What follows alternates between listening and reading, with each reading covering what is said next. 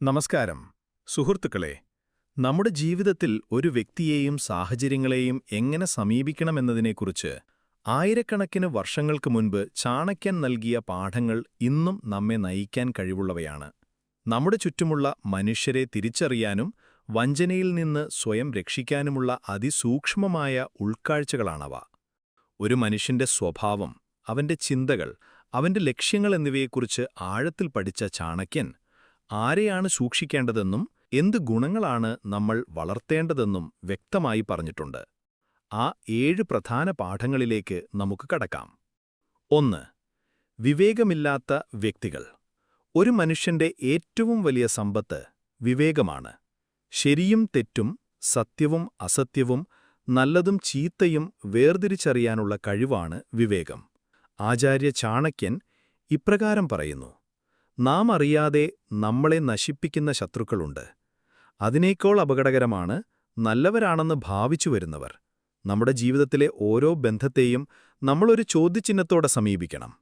ഒരാളുടെ നല്ല പെരുമാറ്റം, സൗഹൃദം, സഹായങ്ങൾ എന്നിവയുടെ പിന്നിലുള്ള യഥാർത്ഥ ലക്ഷ്യമെന്താണെന്ന് നമ്മൾ വിവേകത്തോടെ ചിന്തിക്കണം. വെറുതെ ഒരാൾ നമ്മളെ സഹായിക്കുന്നുണ്ടെങ്കിൽ അതിന്റെ പിന്നിലെ ഉദ്ദേശമെന്താണെന്ന് മനസ്സിലാക്കാൻ നമുക്ക് കഴിയണം. ഋഗ്വേദത്തിൽ പറയുന്നതുപോലെ മനുഷ്യരെ തിരിച്ചറിയാനുള്ള മനസ്സിന്റെ വെളിച്ചം നമുക്കുണ്ടാകണം. ഈ വിവേകമാണ് ചതിക്കപ്പെടാതെ നമ്മെ സംരക്ഷിക്കേണ്ടത്. വിവേകമെന്നത് കേവലം അറിവല്ല, മറിച്ച് ശരിയും തെറ്റും വേർതിരിച്ചറിയാനുള്ള മനസ്സിന്റെ ശക്തിയാണ്. ഈ ചാണക്യന്റെ ഈ പാഠം ദ്രോണാചാര്യരുമായി ബന്ധപ്പെട്ട ഒരു കഥയോർമ്മിപ്പിക്കുന്നു. പാണ്ഡവരുടെയും കൗരവരുടെയും ഗുരുവായ ദ്രോണർ തന്റെ മകനായ അശ്വത്ഥാമാവിനെ അമിതമായി സ്നേഹിച്ചിരുന്നു. ഈ വിവേകമില്ലായ്മ കാരണം ദുര്യോധനനും കൂട്ടരും അശ്വത്ഥാമാവിനെ എളുപ്പത്തിൽ സ്വാധീനിച്ചു. ദ്രോണർക്ക് തന്റെ മകനോടുള്ള സ്നേഹത്തെ ദുരുപയോഗം ചെയ്ത് അവർ കുരുക്ഷേത്ര യുദ്ധത്തിൽ പലതരം തന്ത്രങ്ങൾ മെനഞ്ഞു. വിവേകത്തോടെ ചിന്തിക്കാനുള്ള കഴിവ് നഷ്ടപ്പെട്ട ദ്രോണർ യുദ്ധത്തിൽ നിരാശപ്പെടേണ്ടതിലേക്ക് ഇത് നയിച്ചു.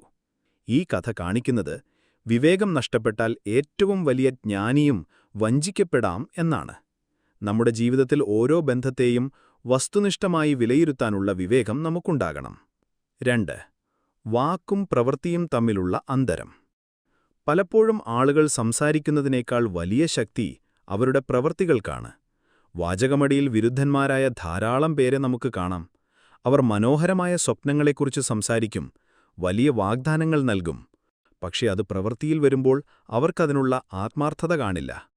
ചാണക്യന്റെ തത്വമനുസരിച്ച് വലിയ വാഗ്ദാനങ്ങൾ നൽകുന്നവരേക്കാൾ ചെറിയ വാഗ്ദാനങ്ങൾ പാലിക്കുന്നവരാണ് വിശ്വസിക്കാൻ കൊള്ളാവുന്നവർ. നമ്മുടെ പുരാതന ഗ്രന്ഥങ്ങളിൽ പറയുന്നതുപോലെ മനുഷ്യന്റെ